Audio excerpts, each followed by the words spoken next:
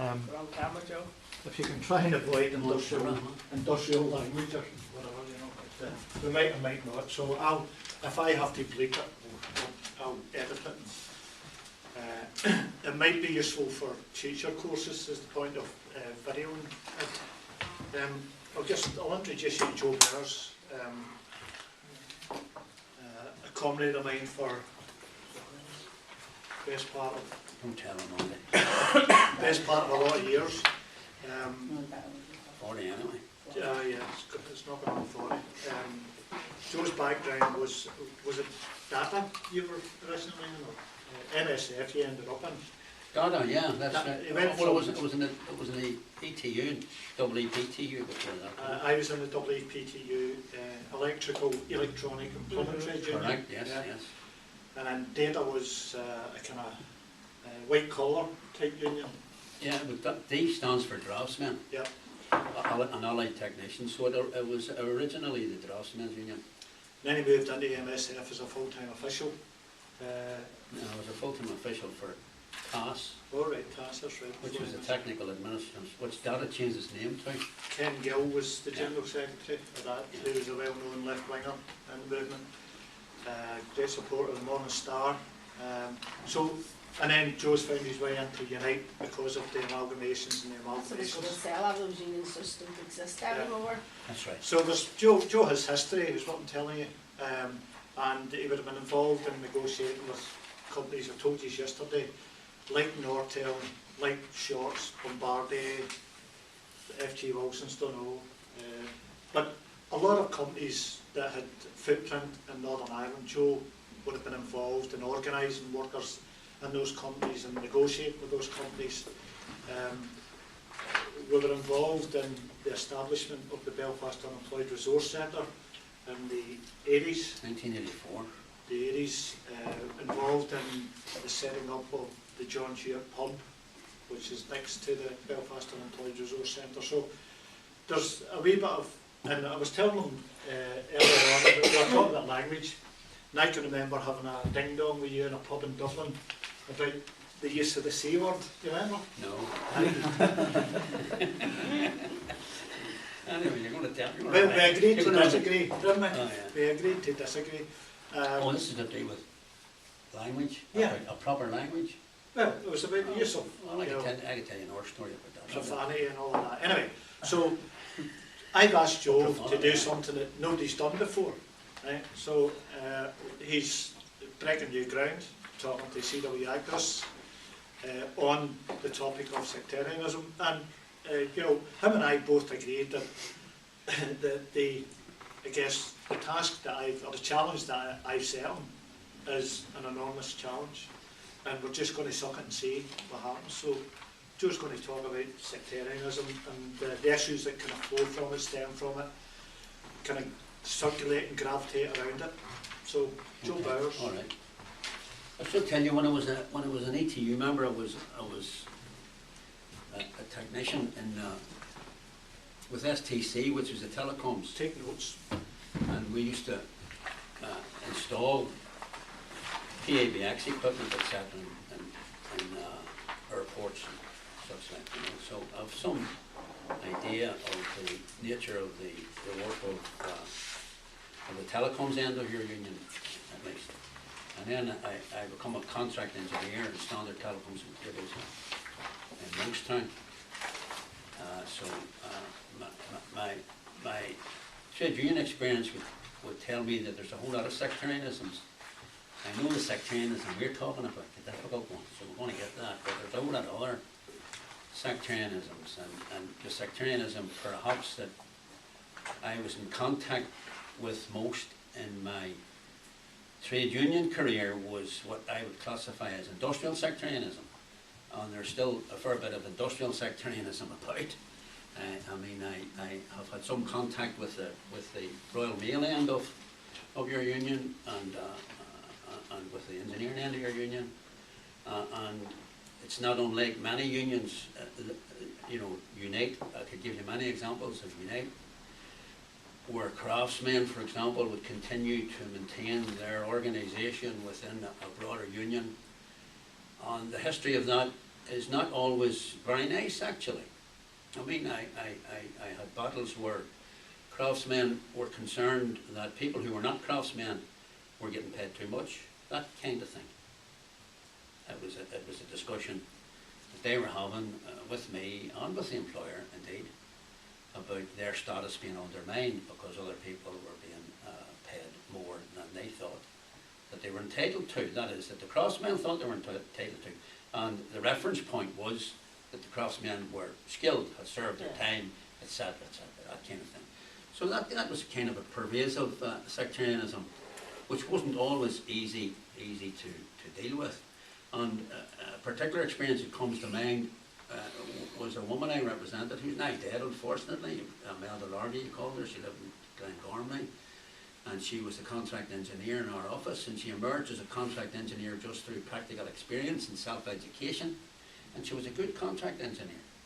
And when I submitted a claim for wages for her, our wages were 1/3 approximately less than the rest of us. When I submitted that claim, the employer's immediate response was, are you sure your members support this case? And I said, well, what do you mean my members? A member who's not getting paid properly certainly supports it. What are you talking about? But it emerged then, as the case developed, that I was getting representations from members saying, well, why are you pushing money for wages for her? I mean, she didn't serve her time and all that. So it was a mixture of industrial sectarianism and sexism involved in all that, you see.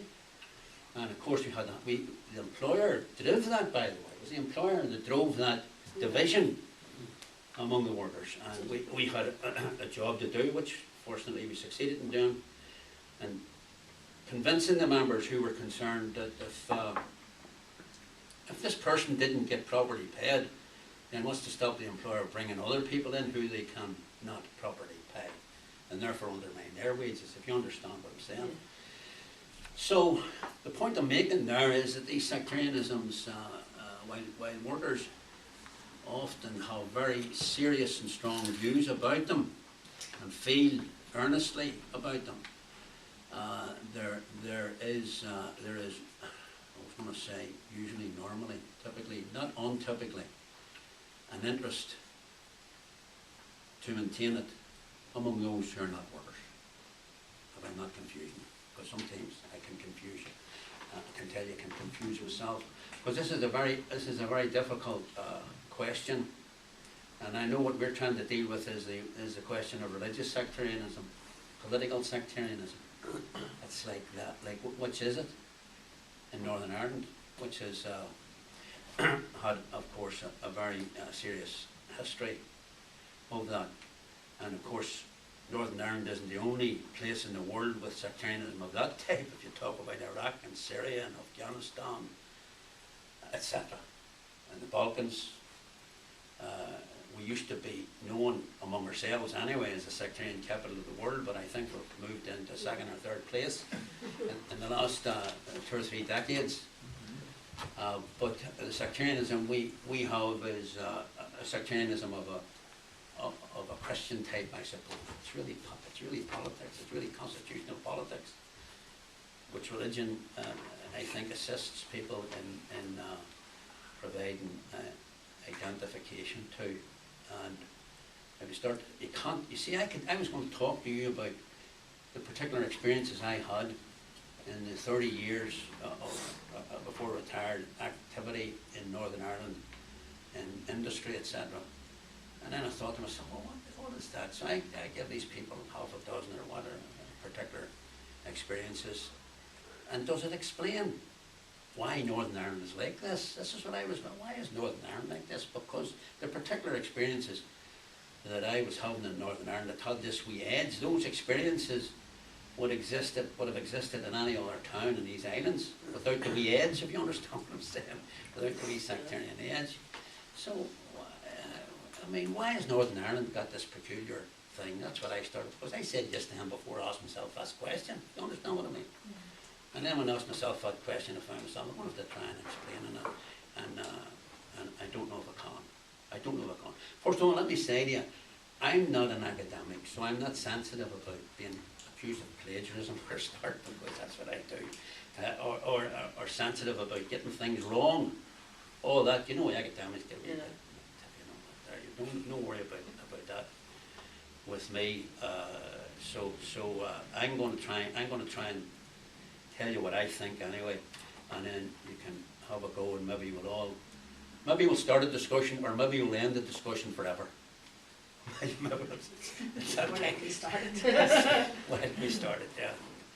And the first thing comes into my mind, this year's the 500th anniversary of Martin Luther protesting against the church's practices and indulgences, etc. Now, is that a sensitive issue? I said to myself, why should it be a sensitive issue? This is the 500th anniversary this year. Mhm. And what was that about? And what has it done? And I just simply say, well, it was perceived to cause a bit of trouble, some difficulties, some very serious difficulties throughout Europe, and had an impact on the whole world. And the question that you would ask, maybe or I would ask, is the Martin Luther Reformation over yet? Because I think when you see about it, it's still being debated among Christians themselves, and all sections of Christianity are still supporting, debating that. And this is the 50th anniversary of the Northern Ireland Civil Rights Association formation in 1967. So there's two anniversaries, which I think have some relevance to us in Northern Ireland, that end up at the sharp end, if you like. And in between that, we've had the English Civil War, or the English Revolution, I would call it, when Cromwell, the first modern Republican, had a go at a whole lot of loyalists in Drogheda, who were all Catholics, by the way. All the loyalists he done in Drogheda because they were supporting the divine right of kings, and he was opposed. He was fed up with the divine right of kings. I'm not going to give you the history of Cromwell, but you know about that. He was fed up with it and wanted to change, and asked Charlie to change, do it peacefully, and give him about 6 or 7 opportunities to do that, and ended up cutting his head off. Now Cromwell is not a revered figure in English. He's still very sensitive, you know. And if you were seeing, I mean, it was a massive part of history. But if you were over to Westminster and looked for Cromwell, you'd have difficulty finding the statue. First of all, it's smaller than the rest, and then it's tucked away around the back, you know. And after he died, he was dead 12 years. They dug him up and cut him to pieces. You see? So I mean, he still had a few, and they're sensitive about, even today, they're sensitive about discussing that part of history. And so that's that. I mean, why are we concerned? Why are we surprised that we have sensitivities about history? History impacts seriously, and forms, in my view, forms how we think, and creates all the prejudices. And those that say, if you scratch a Belfast man, you'll find out they're not wrong. They're not wrong. You're born around in this town. And I don't care what class you're in either, by the way. You're born around in this town.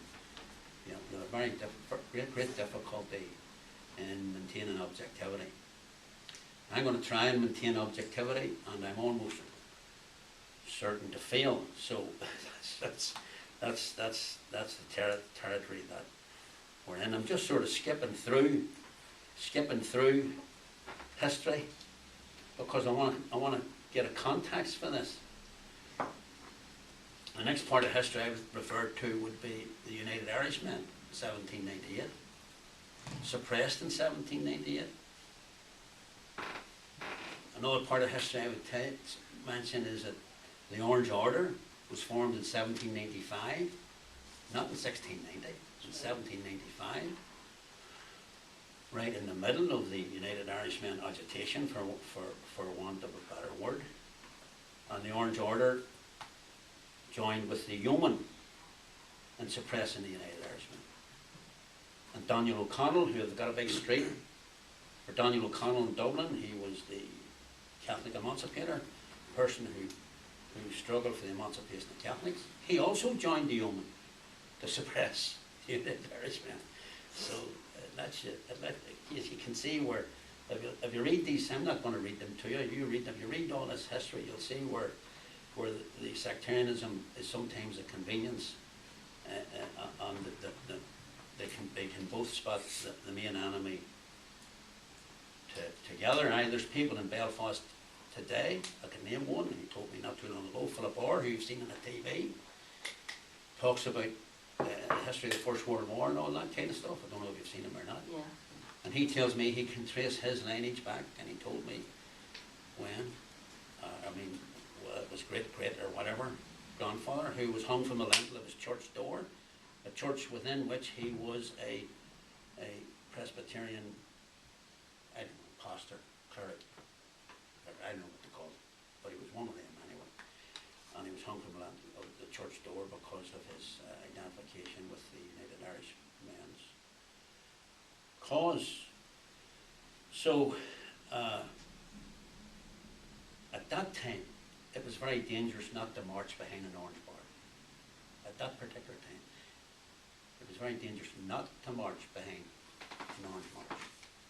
And by the way, it's not the only place in the world.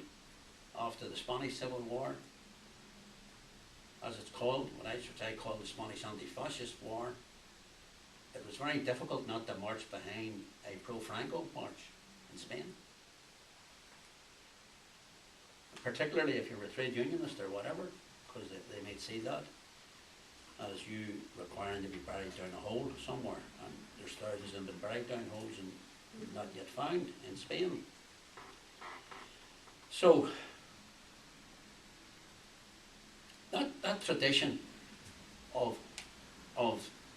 unionist controlling the streets is not unique to this place, but it exists in this place. And this is a trade union meeting, and I'm saying to you the first experience I had of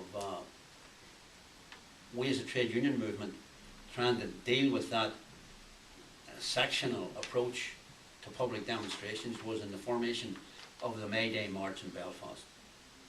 The Mayday March in Belfast, organised by the Belfast Trades Council initially, was, again, this is Joe's pot of history, by the way. This is all open to contradiction, but I'm certain, just from my knowledge and life's experience, that it was the first successful attempt to organise what I would call anti-sectarian demonstrations, non-sectarian demonstrations. And see, I'm using the word sectarian, and people would say, well, maybe you're accusing us of being sectarian, what all that. You see the difficulty with the problem. But the Mayday March was the first in my view, and it wasn't easy. In the 50s and 60s, the Mayday March was often advised by the police that it was not safe to conduct a Mayday March. They couldn't guarantee our safety, and that led to discussions in the ICTU, because it was organised first by the Belfast Trades Council and then by the ICTU. And then the ICTU would be more inclined to say, well, we have to take heed of the police. And the Belfast Trades Council would say, what the hell are you talking about, King? You know what it's like. You know what it's like in your own life. And sometimes the Belfast Trades Council then took over the Mayday March, because the ICTU had decided that they could not ignore the advice of the police. And then the Belfast Trades Council reassumed its organising role of the Mayday demonstration. So that march goes on today, and this is where the other prejudice, or whatever you call it, sectarianism or whatever. When was the last time you saw in our media publicity about the oncoming Mayday March, similar to what you might see about the other marches which now exist, like the Lord Mayor's March or the LGBT, all of which we yeah, or what do you say? Gay Pride. Yeah, Gay Pride, yeah. Well, all of those demonstrations, or the ethnic minority demonstrations, all get, which we applaud, by the way. But when have you seen them promoting, and they do this free, they just do it as a news item, the Mayday March, and it doesn't exist, and it never existed. We had to contrive to get media coverage. So what is the prejudice that concludes that the longest, if you like, I'm searching for words here, the longest, broadest anti-sectarian manifestation of people's celebration in Belfast doesn't get any publicity.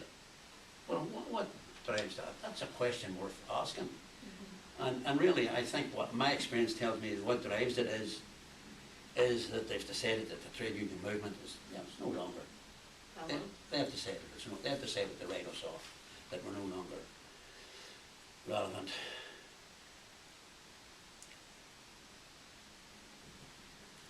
Now, when I say something else, which is a wee bit dodgy too, there were two main. This country has its own special history, as you know.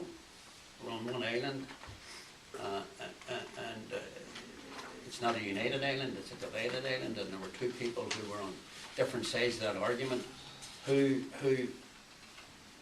each said, I interpret them as saying similar things. And it was a fellow called Edward Carson, who's lying down in St. Don's Cathedral down there, by the way, and doesn't get enough attention, I think. I mean, people of unionist tradition, I think, should be, I think, directing even tourists to that position. But he expressed concern. First of all, he expressed concern about partition, and then he expressed concern about how the minorities, he called it, would be treated, and thought that it would cause some serious difficulties for the new state of Northern Ireland. That was his stated position. They would have to be careful how they dealt with the total population. And there was another fellow called Connolly from Edinburgh, who was a workers' leader in Belfast and Dublin in the United States.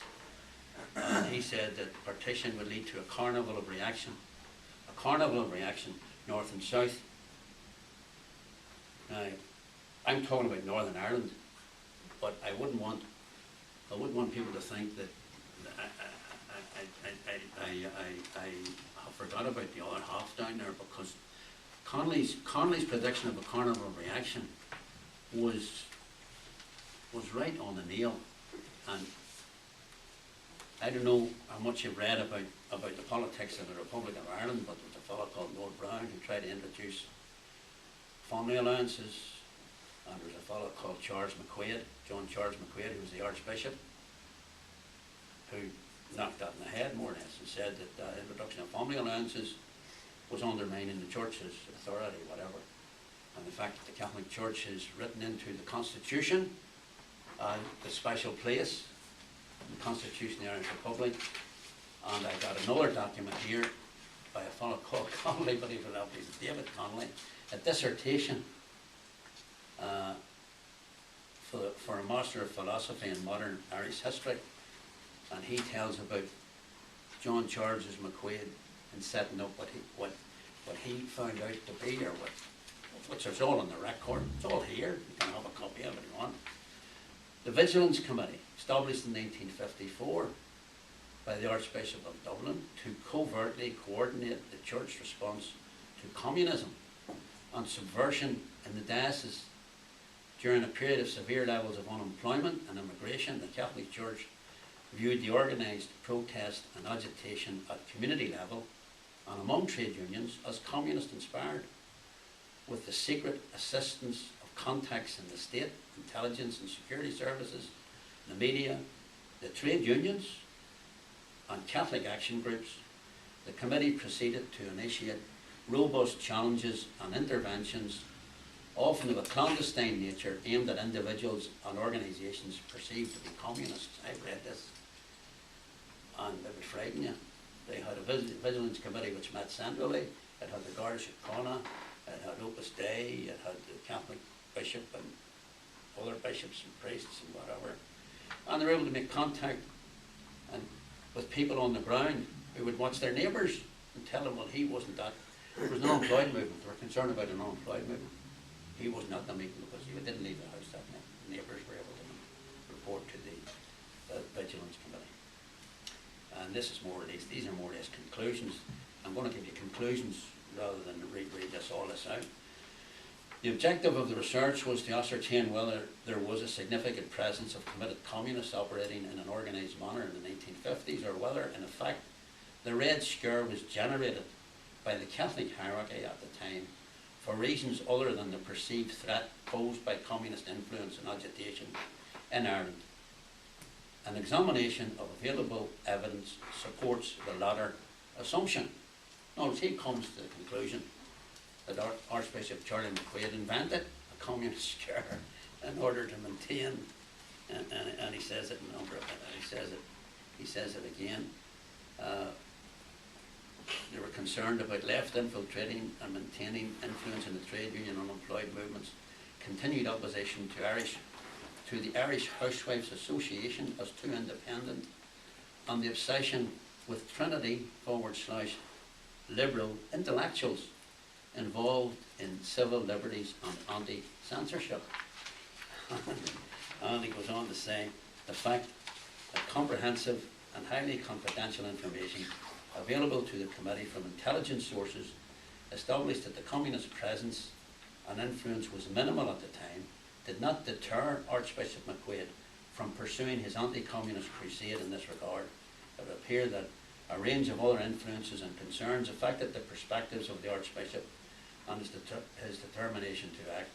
It is therefore difficult to avoid the conclusion that the issue was not the communist threat to Irish society, but rather continuing to secure and maintain the dominant position and intellectual hegemony or hegemony of the Catholic Church in Ireland and further afield.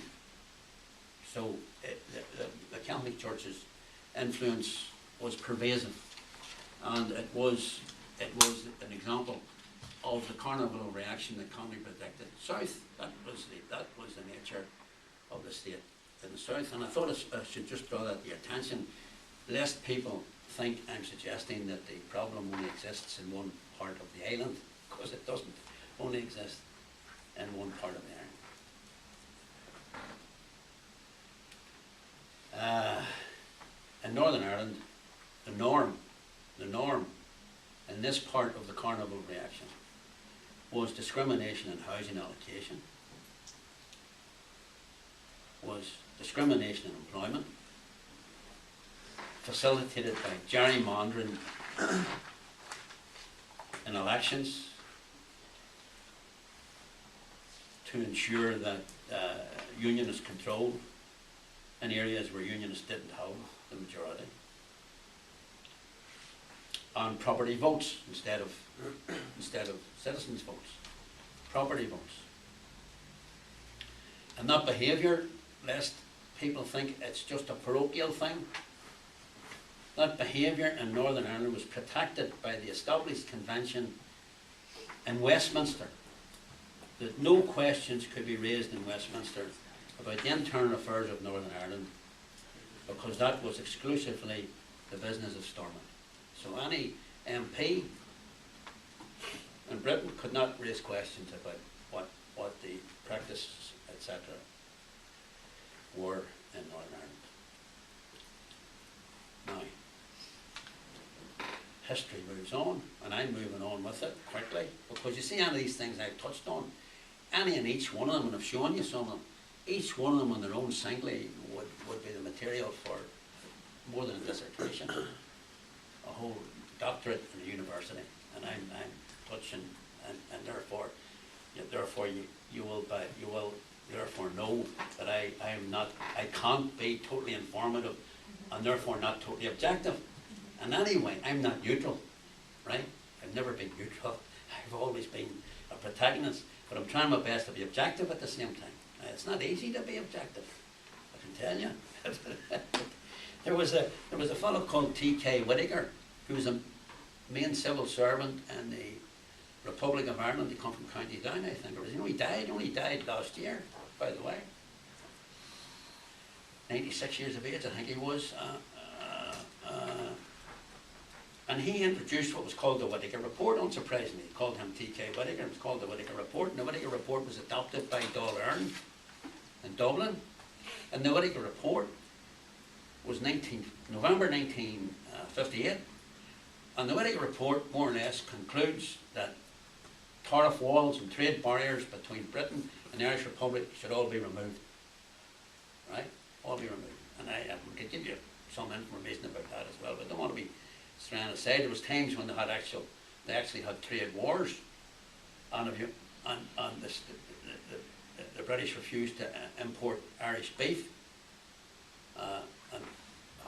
and if you went to a dole in Dublin, you didn't get money, you got beef. You know, well, you got money, but got beef as well, you know, because they had plenty of beef and they were supplementing. They were wars. That was a manifestation of wars that took place between these two states. So this Whittaker report was embraced by Don Earn, which meant that British, all capital, international capital, but mainly British capital, was then permitted to penetrate, invest, that is, in the economy of the Irish Republic, right? And they could get into the whole question that we're in now, the whole question of having to go at publicly owned industries, at privatisation and all that. I'm watching him, I was going to swear, I'm watching that wee camera. Todd, they told me not to swear. Anyway, the removal of those trade barriers, etc., led very quickly to a very close and friendly relationship between Britain and the Irish Republic.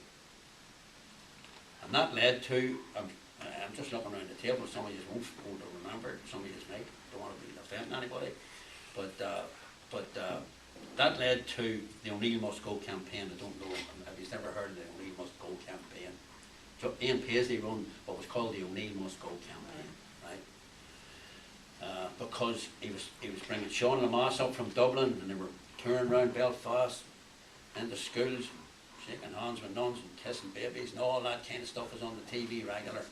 And Ian Paisley run what was called the O'Neill Must Go campaign, and it was a significant campaign against friendly relations with the Republic of Ireland. And I have a wee bit of something here, which I got from Billy Mitchell, who was a friend of mine for a while. He's now dead. Billy Mitchell said this is his publication, right? He was a prominent UVF member, by the way, Billy Mitchell. The modern UVF was constituted in 1865 by members of the Ulster Unionist Council. That was the main political party in Northern Ireland. Now, it's not saying the Ulster Unionist Council formed the UVF, it's saying members of the Ulster Unionist Council formed the UVF to oppose the liberalising policies of the then Prime Minister, Captain Terence O'Neill, and to prepare for an alleged renewed IRA campaign of violence, and also to support unionist days of action and providing muscle for unionist protests, e.g. UWC strike. Get that in mind. So what I'm saying is that the attempt by Britain and the Republic of Ireland to form what might be called just normal civilised relations led to serious protests in this part of the world, and it led to dangerous politics emerging. And it also led to another phenomenon, and that was it raised expectations in sections of the population who might have had opposition to what existed, as I said, the discrimination in housing allocation, employment, gerrymandering elections, etc., etc., etc. Now this matter was a concern for all political parties in Northern Ireland, including the Unionist Party, by the way. Not formally or not by policy ways, but within the Unionist Party, there were concerns about this anti-democratic structure that we had in Northern Ireland. But every other party, including the Northern Ireland Liberal Party, the Northern Ireland Labour Party, the Communist Party, independents, and Republicans, of course, were all concerned about that. The Belfast Trades Council, I should say first, that this matter was first raised in the Northern Ireland Committee of the Irish Congress of Trade Unions. And anyway, tells you about the history of this being, the Northern Ireland Committee of the Irish Congress of Trade Unions were the first people to make this a formal public position, other than individual parties. You understand what I mean? Had their position. And they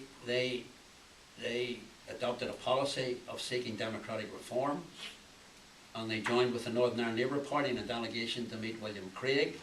Don't know if any of you remember that. See, it's the trouble, you're talking about a lot, and I remember all these things. Don't worry, some of us are enough to remember it too. Well, anyway, William Craig told him to F-O, more or less. The difference to the camera. Right, he told him that he wasn't conceding anything. And that led the Belfast Trades Council again, discussing this matter. The trade union policy had been rejected formally by the Stormont government. Belfast Trades Council, under the leadership of a woman called Betty Sinclair, they took up the debating forum, if you like, organised meetings like they do today, still organise meetings on many things. And that led to a meeting in the International Hotel in 1967, 50 years ago this year. And the Northern Ireland Civil Rights Association was formed by that meeting, and you know, the rest is history, so to speak. You understand what I mean by that, without me going into all of the events that occurred since then. But that's the kind of background.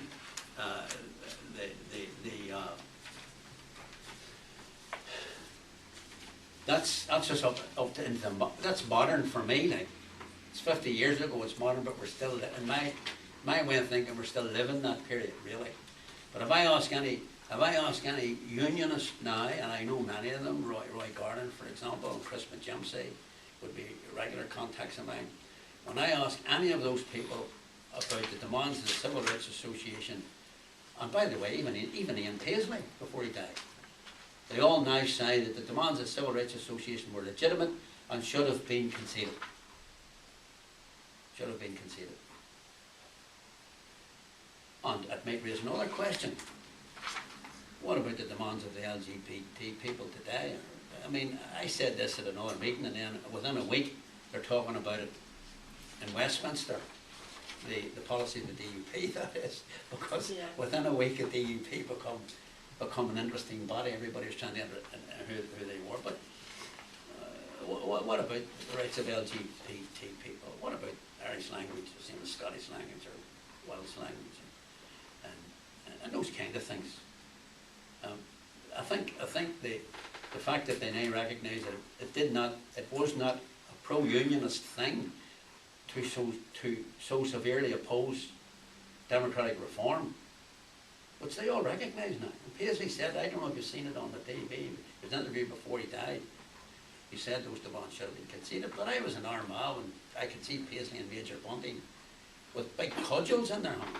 Right? If anybody had want to walk up the street, it would have been serious problem.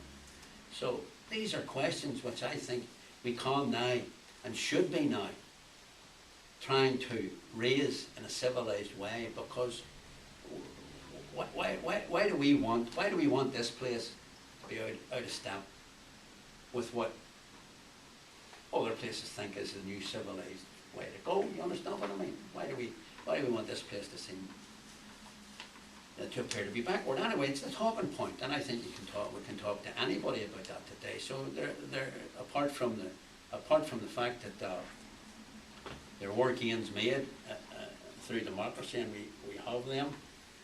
Unfortunately, the civil rights movement didn't have the organisational ability to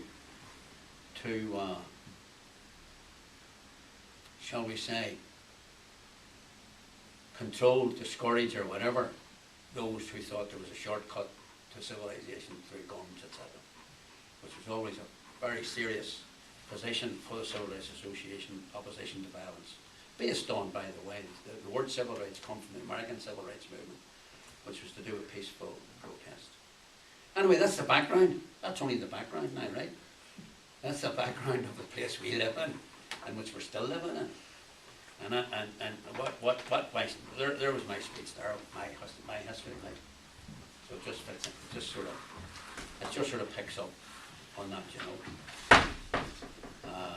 And the civil rights movement I touched on, there was the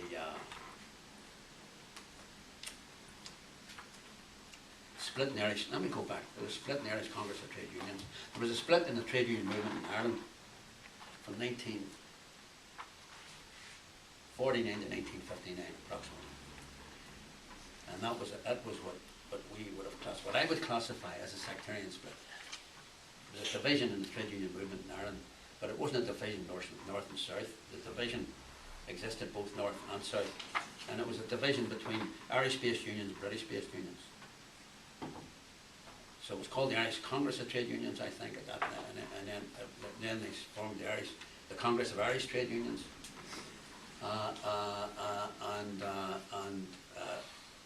they eventually got over that split, and it's now called the Irish Congress of Trade Unions. I think they're right. I think that's the same. So it's now called the Irish Congress of Trade Unions. So that was a division which shouldn't have occurred. It was based on is in this history I've just outlined to you. We're formed, everybody in this island is formed by this history, in my view. And so people think that they're promoting something what they consider to be correct and progressive, and they don't, in my opinion, keep their eye on the ball, and that is how do we hold our people together? How do we hold working class people together? And particularly in trade unions, we have a responsibility to hold working class people together. And then in the 60s and 70s, we had moves to form an Ulster TUC. An Ulster TUC. The Loyal Association of Workers to form an Ulster TUC. And that again, I categorise as a sectarian initiative, because it's appealing to one section of the population. And we struggled against that successfully. And we had then the 1974, what's called UWC stoppage. And I have debates now with academics who are academics, by the way, who do value what people say about them. And I say some strong things about them. They're trying to convince me. I lived through the Ulster Workers' Council stoppage. I don't call it a strike. I don't call it a strike. It was 1974, I organised meetings to discuss the proposed stoppage. And the meetings were held in Monkstown. The ones that I organised were held in Monkstown. And the people voted against the stoppage. And they voted against the stoppage in the shipyard. And when they voted against the stoppage in the shipyard, by the way, at a meeting with thousands attending in the shipyard, when they voted against the stoppage in the shipyard, cars were burned in the car park. So if you had a car in the car park, like it focused your mind about where you should be. So they emptied the shipyard by burning cars in the car park. And every place where there was a meeting called of workers to propose whether they participate in that stoppage, workers voted against it. So the Ulster Workers' Council was not a workers' council anyway. And as I read out Billy Mitchell's stuff, the Ulster Workers' Council, the most significant grouping in the Ulster Workers' Council was loyalist paramilitaries. So it was not a worker strike, and it was not a democratic expression of workers' activity. It was a phenomena which still needs to be studied, in my view. I don't know any other so-called strike in these islands where the strikers were able to control all of the main roads, And there's been some media coverage about that, speculation about what was going on. And Harold Wilson, I don't know, you won't remember, I remember anyway. Harold Wilson was the Prime Minister, and he was under some serious consideration, and now some papers, government papers, being revealed that he was actually being spied on by those who defend our state in Britain, and the speculation is that the security forces in Northern Ireland, the British Army, etc., were on a strategy. There was a strategy to allow the roads to be blocked off, whatever. And when we seen Merlin Rees, it said to Merlin Rees, you know, this is unbelievable. People can't drive a car down the road. He says, I know, he says, I'm having the same difficulty myself. I couldn't get into work this morning, I had to get a helicopter. That was Merlin Reese. Northern Ireland Secretary. Yeah, oh, sorry. Yeah, he was Northern Ireland Secretary at the time. He was the man in charge of Northern Ireland at the time. Now, I couldn't see the governor of Judea in Jerusalem.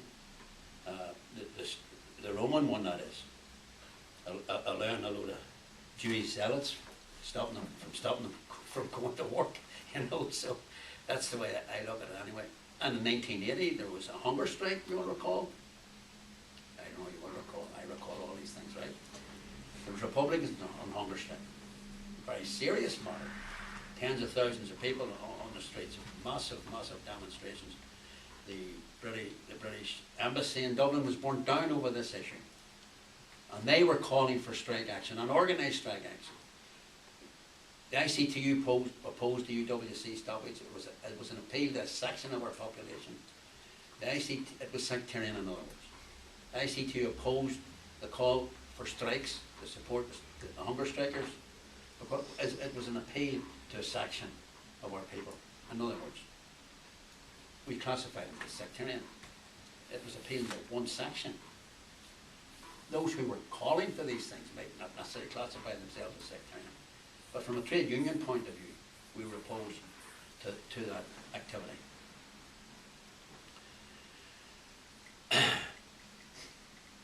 And there was a Shankill bomb, you remember, and we organised a demonstration because the situation was quite volatile. I represent the shipyard workers at the time. And we organised that demonstration. And I want to explain to you how difficult this subject is and this question is. And we marched about 12,000 people from Queen's Island up the Shankill Road in solidarity with the people in the Shankill Road.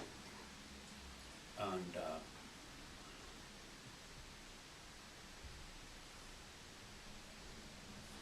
in a similar period, I lose track of exactly when these things happened actually, but in a similar period anyway, there was 2 Catholic contractors shot dead on their way into Shorts, at the Shorts Gate.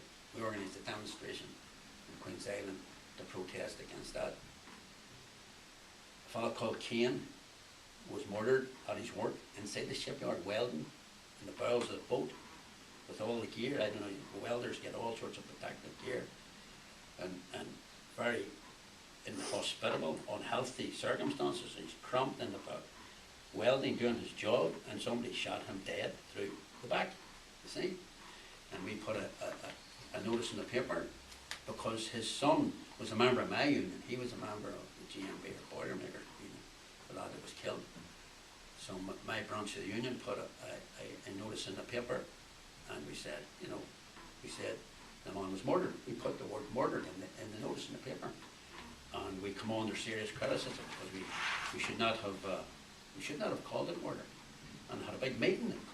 The number of people who attended the branch expanded all of a sudden, and the debate was, well, you should have called it killed, And we said, well, look, he was shot twice at least in the back,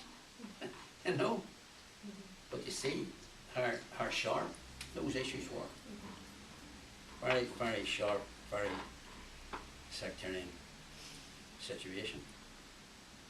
I mentioned the Gibb-Largs thing, I mentioned the Mayday thing, and really there's a whole lot of questions arise, I think, out of. I mean, where are we going from now? Where are we going now with in Northern Ireland? How do we deal with these very sharp matters? And I think really that's. Are you done? Thanks for that, Joe.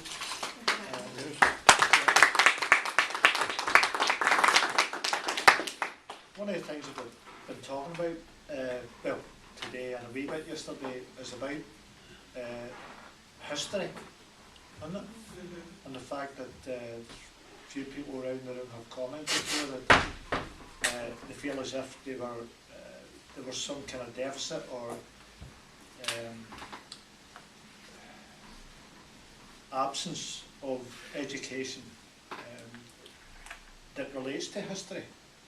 So I think that what you have just said, in terms of the context, and I think it was very well structured, and it kind of came to almost like a crescendo there at the end.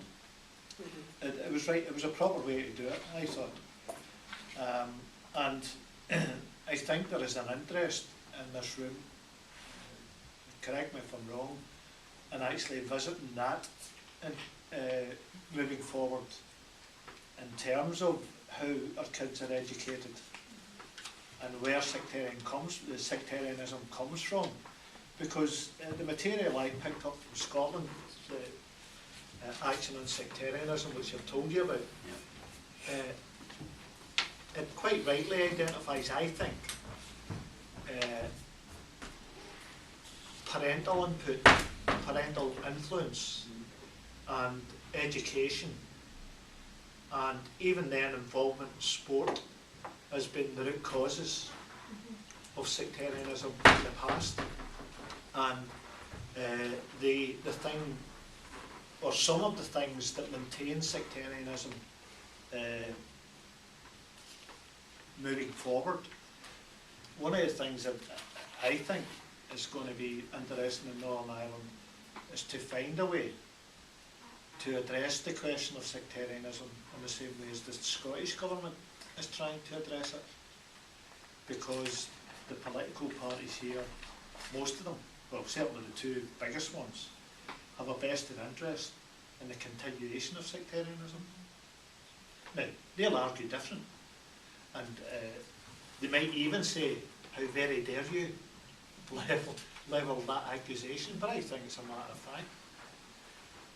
And I think that the trade union movement is one of the movements that's best placed in Northern Ireland to engage in that discussion with government and say, you know, well, don't like using the words that she used, but what did your woman May say? Enough is enough.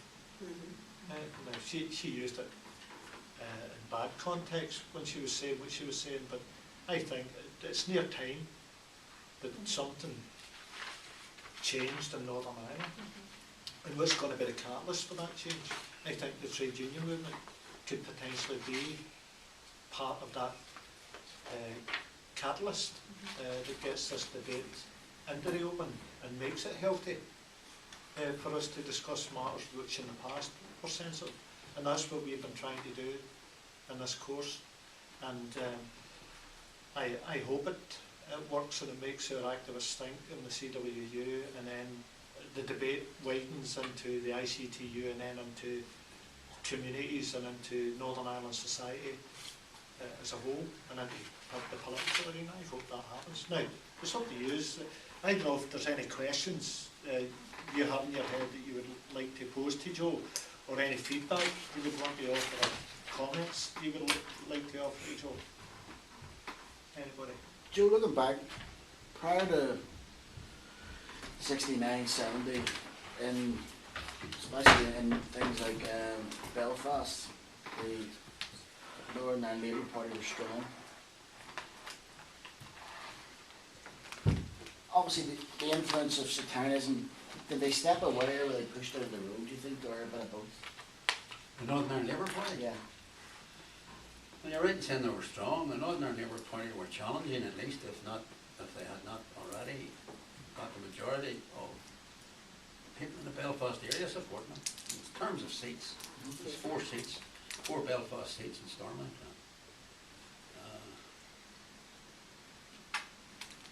Not to bear with me, I know all these people, I forget their names. Dolly Boyd was one. My Boyd and Blakely, and the lad who's now an economist, Vincent. That's his dad. His dad was Vincent, North Belfast, and another boy, I think, was good. Anyway, it doesn't matter. The point is, they were challenging. They were challenging unionism, certainly in the Belfast area. No doubt about that. But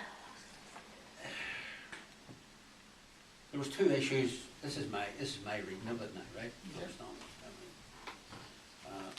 There was 2 issues that caused internal divisions in the Northern Ireland Labour Party.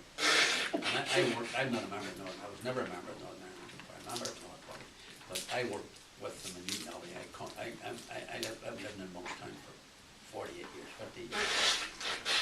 I worked along with the Newton Abbey branch of the Labour Party, and a whole lot of campaigns for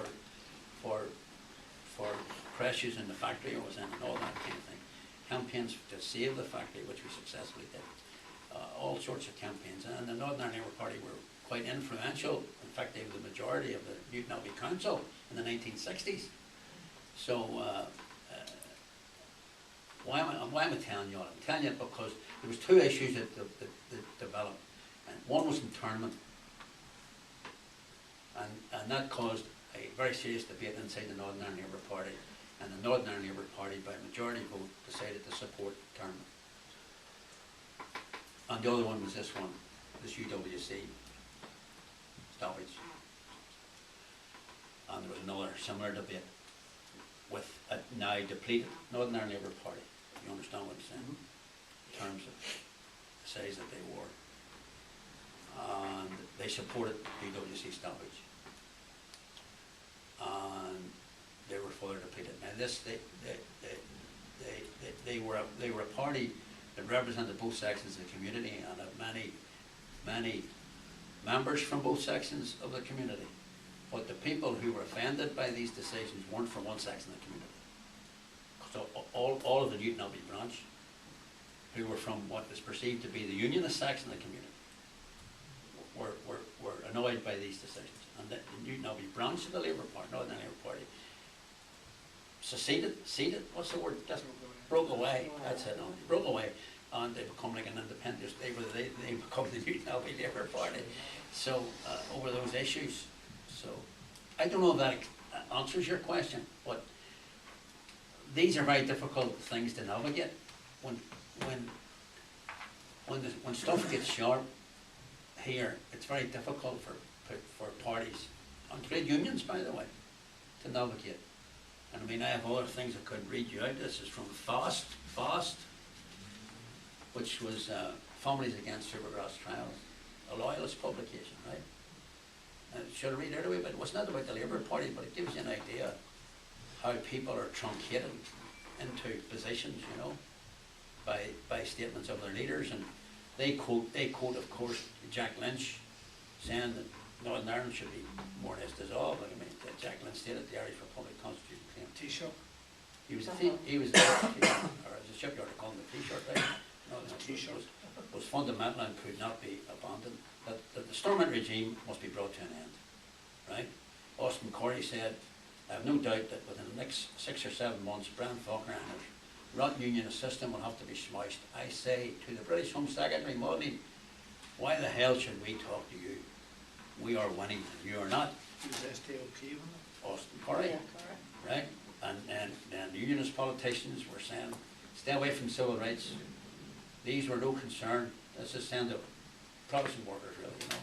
There's no concern for you. And moreover, they were inherently seditious, right? William Craig in a speech in the Ulster Hall asserted the civil rights movement was bogus. On the 9th of January 1969, Roy Bradford claimed that the civil rights movement was out to overthrow the government. And the following week, Harry West said that the civil rights movement was only a cloak for our traditional enemies. And then they go on and on. These are loyalists now attacking all of their leaders in this publication, right? Called FAST, right? And they talk about unionist politicians constantly assert that they have, quote, never advocated violence and have, quote, always insisted that protests must be within the law. Are they being disingenuous, or are their memories perhaps failing? For example, in March 1972, Ulster Vanguard leader William Craig declared, we must build up a dossier of the men and women who are a menace to this country because it may be our job to liquidate our enemy. On the 27th of April, Craig, addressing a meeting in London, said, I am prepared to kill, and those behind me will have my full support.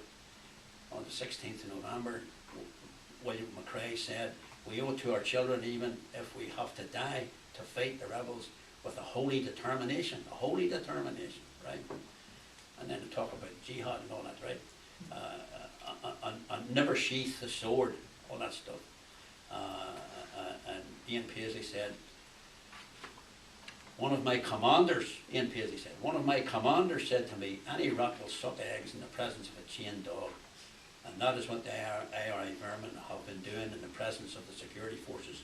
If that dog is not unchained, we will unchain the dog. So, now these are loyalists who are writing this because they see this as victimising them. See, this is where people are at. In the sense that they took this serious, and Paisley marched them up the top of the hill and marched them down again. And when they give you all that, and the question of the Labour Party was going through, these was all the time was going through the period you're talking about. It was very sharp, you know. And they just couldn't hold it together. And they dissolved themselves, you know that? Mm. They took a formal decision to dissolve themselves. I was on the outside, although I was very close to many Labour Party people, so I'm talking as an outsider, but that's just my observation. It was a very sharp position, and there was these decisions been taken on very sharp issues, and they couldn't hold the unity of the party. So that's the damage that sectarianism can do. To a party which was threatening unionism on an anti-sectarian basis, and was going to storm out with the ICTU to demand democratic reform. Within a decade, it's dissolved practically.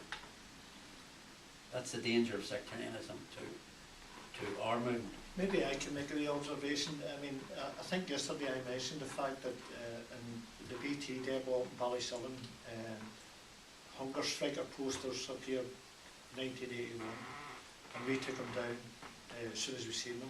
And then UDA recruiting posters appeared over in Castlereagh, the BT depot over in Castlereagh, so we had to run over there and take them down. So that's how it kind of manifested itself in the workplace. But Joe mentioned the ICTU and attempts to divide the ICTU. I can remember debates, Joe remember them as well, where people got up to their rostrum, and if my memory serves me right, there were people from Derry Trades Council at the time who wanted the ICTU to take a position of supporting the hunger strikers, for example. Do you remember that?